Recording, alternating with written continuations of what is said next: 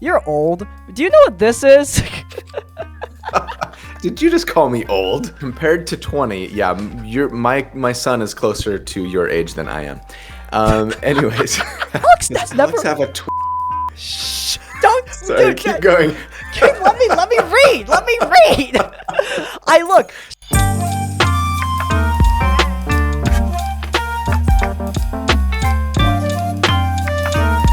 Hello, everyone, and welcome to the first episode of RPG Horror Stories with our second ever guest. Definitely not our first one. You promised me I was gonna be first. Crispy. Well, technically you're the first for like this iteration of the show, but yes, Will has beaten you out by 2 years because he was on a sketch like 2 years ago. Sorry. Will, my arch nemesis Right. of D&D YouTubers. What do you not like D&D. about Will? Because I read so many Reddit posts about how terrible he is. I'm just curious on your personal take. No. Will and I are good friends. He is a kind, wonderful, lovely human. And also, can you tell them who the hell you are? Because they don't know who you are, dude. Yeah, my name's Colby. I run a little YouTube channel called D4. That stands for D&D Deep Dive. It's 4 Ds. A lot of people don't know that D4 like stands for something. They're just like, oh, that's a die that I use in Dungeons and Dragons. Anyways, it was clever. Wow, you're smarter than I thought you were. I can't even take credit for it. A friend of mine made the suggestion. I was like, I'm going to start a YouTube channel called D&D Deep Dive. And he's like, you should call it D4. And I was like, oh, that's so really much better. Anyways, I just talk. I do character builds for D&D, mostly. Every once in a while, I'll do other stuff too. But yeah, the primary thing is just character builds. It's long-form content. Okay, this one has like 4,000 upvotes, so I'm anticipating this one to be absolutely insane. This person has 7 years of GMing. They've seen it all. Cheaters, rules lawyers, that guy players, you name it. I run a tight ship with clear communication, firm boundaries, professional table management, just to say all players, and at this point, they're saying that all players are being kept anonymous for this story. So, when someone named Alex joined my Waterdeep Dragon Heist campaign, I had zero concerns. The response to my recruitment post with a detailed character concept showed up on time, brought snacks. Character was Finn Copperwind, a gnome artificer with a backstory tied to the Waterdeep factions. It's perfect for the campaign. Alex was great, engaged in roleplay, remembered NPC names, took initiative, tactically sharp. After session 3, my players were loving him. This person sounds so perfect and amazing. Yeah, great. I know. What's the horror? Exactly. But like for me, I always like looking at stuff like this and thinking like what, because this is clearly something that this DM is really looking for. For me as a DM, like, yeah, this is everything. Like, this is a checkbox of the things that like I would really want from a player. Like somebody who clearly cares about being part of the campaign and not just like making a story for themselves to experience. Right. They're prepared. They know their stuff. They brought snacks. Most important above all. Exactly, dude. Yeah. Go player. But yeah. There were some... Okay, wait. There were some small things, though. Finn's voice was slightly different. I figured Alex was tired or doing like a different access choice. Players experiment, whatever. Occasionally, Alex would forget something that happened in the previous section. Not major plot stuff, but like his character's motivations would shift slightly. Again, not unusual. Players have lives.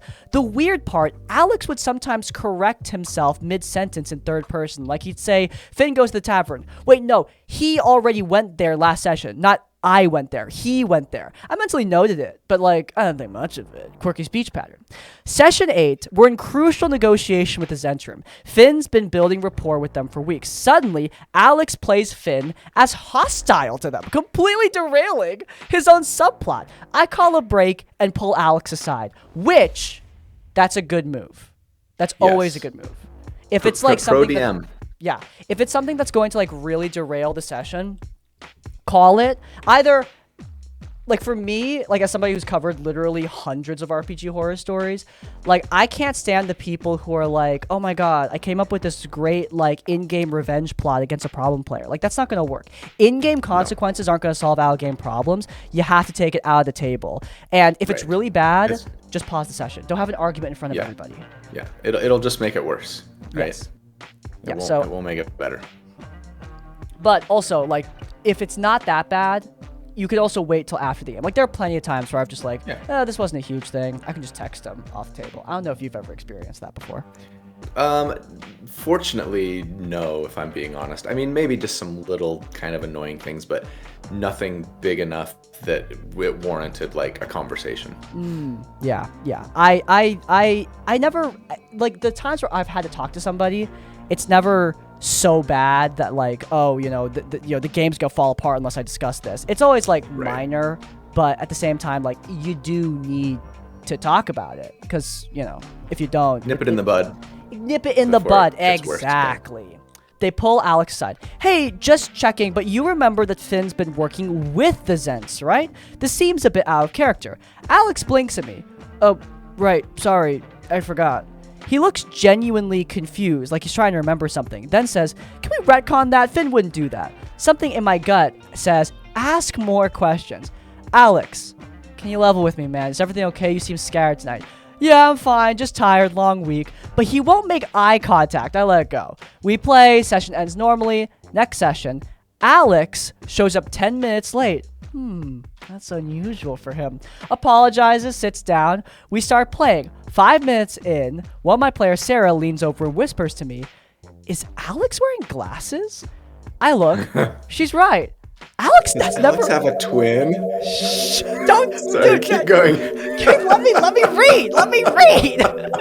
I look. You can edit that out if you want. No, this is so good. Alex has never worn glasses before. Why is he wearing glasses now? I watch more carefully, and Alex's mannerisms are slightly off. He's sitting differently. His handwriting on his spell tracking sheet's different. Session ends. I make a decision. Hey, Alex, can you stay back a minute? Everyone leaves. It's just us. Alex, I'm going to ask you something. You need to be completely honest with me. Are you actually Alex? Cue the longest pause in my GMing career. No.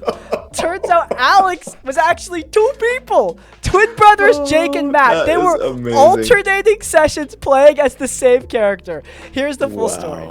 Jake wanted to play D&D, but had a schedule conflict. He worked rotating shifts. Matt, his twin, also wanted to play, but had the opposite schedule conflict. So they hatched this plan. Share one character, one email, one Alex identity. Whenever one was free, they would show up. They'd text each other notes after the session. Finn agreed to help the Zents. Finn has a crush on the NPC blacksmith. Tried to keep continuity, but they didn't communicate well. So Finn's personality would drift. They'd forget details. The voice would change because they're not like professional actors.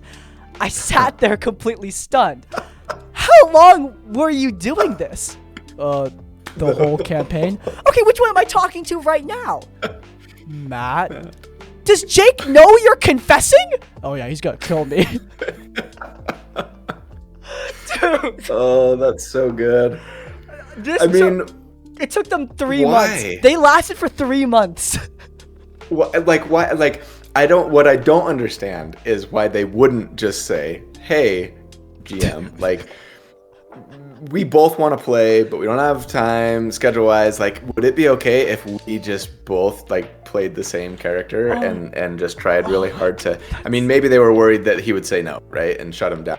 But, like, I love that so much. So funny. I love that this happened. And it makes me wish that I had a twin. I know! To think, like, what kinds of shenanigans could I have gotten up to in my... Dude, what am I missing out on? My younger brother looks as old as you. There's no way that we could possibly pass for twins, unfortunately. Oh, shoot. That's hilarious.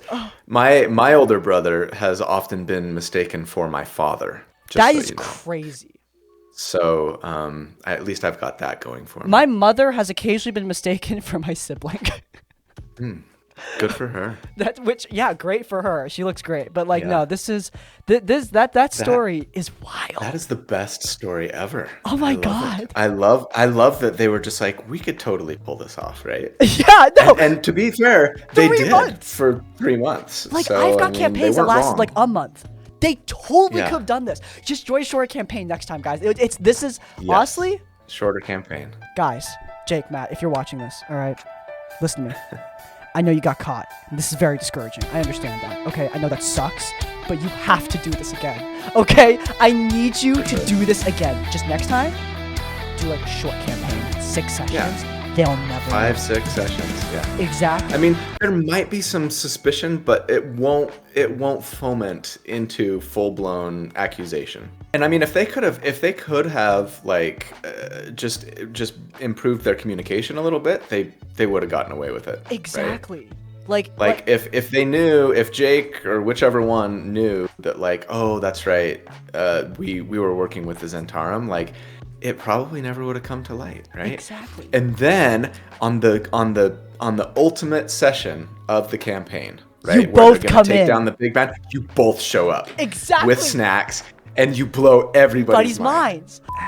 This episode is sponsored by Bellesa. Now, as a famously asexual toy collector, it only made sense that I would team up with Bellesa. They are a by women for everyone sexual wellness brand that focuses on empowering people through pleasure and through these toys. Now, for some reason, YouTube's content policy won't let me show the toys on camera, though I really have no idea as to why. They also have such great features like rotating and thrusting. My toys don't have any of that. And they even come in very discreet packaging. I have all my sponsor packages sent to my parents' house, so when my mother opened this one, she was pleasantly surprised. They also have incredible customer service with 1 year no hassle replacements and a 10-year plus quality guarantee. It's refreshing to see good customer service for a change on this channel. Celeste and I are running a little special giveaway. If you sign up using my link in the description or the pinned comment, then you have a chance of winning free toys or free gift cards. And that's for everyone who signs up. Thank you so much to Bellesa for doing this giveaway and for sponsoring this episode. As always, supporting our sponsors does support us. Without further ado, back to the video. I know the story isn't as out there as some of the other ones, but even years in the future, I'm still reeling about this. Some details are missing because this was several years ago, and I don't remember the finer stuff. I love D&D. It's been a part of my life since I was like 12. I was part of a D&D group in 2020 to 2021 after I decided that I wanted to play again. I pitched my character idea to my DM, a young and naive, lawful good wood elf named Dawn with a direwolf familiar named Luna, who, for lore reasons, he was psychically linked to. Have you watched Critical Role Campaign 4? Because this is literally Robbie David's character. I've only seen some episodes, but yeah. I'm doing up-to-date coverage, and yeah, like that wolf, it only cemented my stance that pets are not the best thing ever. Because like the amount of times that poor thing gets rolled, I feel so bad.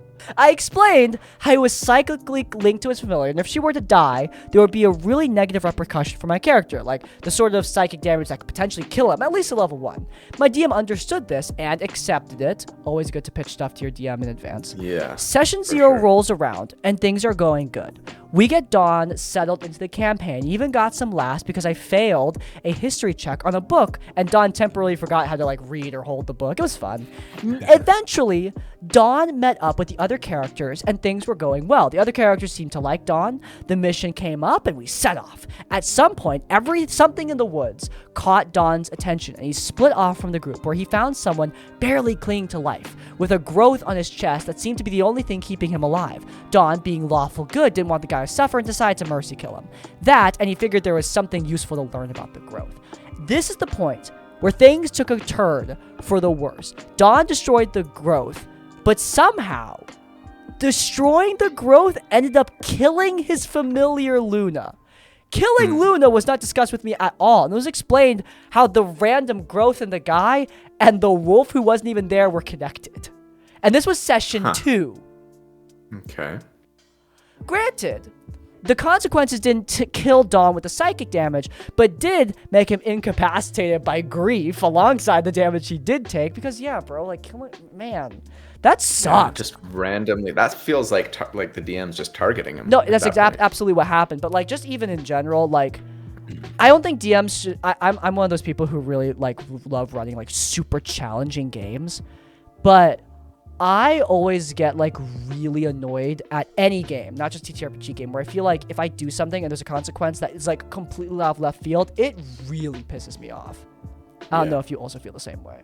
Yeah, for sure. I mean, to be fair, I was guilty of this one time at my table. I mean, I don't know if it wasn't like this bad, and nobody, like none of the players got like hurt necessarily, but like I was in this campaign. It was a homebrew campaign, and essentially we were kind of caught between two mob bosses, and we were trying to sort of like save the city, but we sort of had to side with one boss or the other to think, okay, well, which is the like lesser of two evils kind of thing. Right. So we ended up like picking boss number 1, and he's like, okay, we're gonna go have this showdown with 2. And so we go have this showdown, and while we're fighting, like my character, to be fair, I'd kind of telegraphed this for a couple of sessions about like not feeling good about this choice and being like, why do we have to side with that? You know, this is bad. Like my character is just like really feeling conflicted and trying to talk to the other players, and the other players were like, well, you know, it's the lesser of two evils, like better him than him, because, you know, it's going to be better for the city, whatever. And I'm just like, I don't know. Anyways, we get to the final showdown. We're fighting boss number 2. Boss number 1 shows up to help us. We take out boss number 2, and my character just starts attacking boss number 1. Whoa! I like that, though! I like that! I actually like that. And all of my friends were like, dude, like, what are you doing? They're both weak. We Kill promised them that now we and would take like over. help this guy, and I'm just like, I can't do it. Like, he's evil too, you know. We got to take. So let's go back. But these are all decisions that players make. I think from the perspective of a DM like this, it is a little different. So let's continue. Killing Luna wasn't discussed with me at all, and was never explained how the two were even connected. This was session 2. Granted, he didn't kill Dawn with the psychic damage, but did make him incapacitated with grief. Now, me still being a new player, newer even to 5th edition since the system I was familiar with was 3.5, I took the hit. I was upset that my character was essentially ruined before he even got to start his adventure, but I was very soft-spoken, non-confrontational, so I didn't say anything. The behavior didn't stop with Dawn, though. The DM didn't allow anyone to have a familiar or even an animal companion. We had this girl join who made friends with a lot of animals like rats and birds, only for the DM to kill them all immediately. Oh my god! Laugh about it, dude. What is wrong with you, my brother? Yeah, that my sounds brother. like a deranged person. I have many more gripes about this DM, but this was my bigger issue. Smaller gripes include him being detached for spans of like a couple of hours, being on his phone. How is that a small gripe? A couple of hours? A couple hours, bro? Always on that damn phone for a couple hours? Wow. My players caught me doing one round of Angry Birds while they were leveling up, and they have never let me live that down. Okay? They're mostly... Yeah, I've had that. Yeah. I've had something like that. We did have a DM, and he was playing with his brother. His brother was a player, and they were playing some game on their phone. It was some Marvel game. I don't remember what it was, but it was one of those where it's like you have energy that refills every couple of hours. It was probably Future Fight or Snap. You can't do something. It might have been Snap. Anyways, and so they would like wait, and the brother had like an alarm on his phone. They were really into this game, and we would be in the middle of a combat and do a little battle or whatever, and we were all, come on, man. But 2 hours, 2 hours of crazy. always on that damn phone is wild. There's also what other small gripes we have, because that's crazy. He would be flirting and being all over his girlfriend, hosting sessions without letting me know about them, booting me from the group because I was shy. His exact words were, that they didn't have a big of enough personality as the others in the group. That's mean. Yeah. I've never been happy to be booted from the group in my life. Wow. They just really didn't like animals. Or and at they least don't didn't like quiet animals people. in fantasy setting. And yeah, I mean, come on, like D&D. I mean, D&D is for everyone, and a lot of people who play like are kind of shy, and this is their outlet to, you know, be vulnerable and let go of some of that fear. And have cute animal companions. A different role, and have cute animal companions. Don't kill the familiar unless the caveat, I think, to don't kill the familiar rule is if you have a player like me who sometimes overuses the familiar to mechanical advantage. Well, okay, if you... here's what I'm gonna say to that. Like, if you can't use a part of your build for a mechanical advantage, why is it in the game and part of your build? Sure. The point of it being there is so you can get mechanical advantage. Yes. And like, but I will say like I think you can take that too, right? So I've done builds, for example, where, okay, the familiar. Okay, here's actually the most recent example in a build that I did. The new Artificer, right? That came out with the Eberron book a month or two ago. They have the spell storing item at level 11, right? And you can like store spells in it up to 3rd level artificer spells. It used to be 2nd and now it's 3rd, and that changes the game significantly, right? Because 3rd level spells are really powerful, and you could theoretically give this item to, say, a homunculus or a familiar, right? And have them be cast a spell. And it's like, yeah, if you just have a little owl, sometimes he takes the help action and gives somebody advantage on a single attack. That's one thing. If you have a familiar that's got a little crystal in their claw and they're launching fireballs like every single round, they should probably be fair game.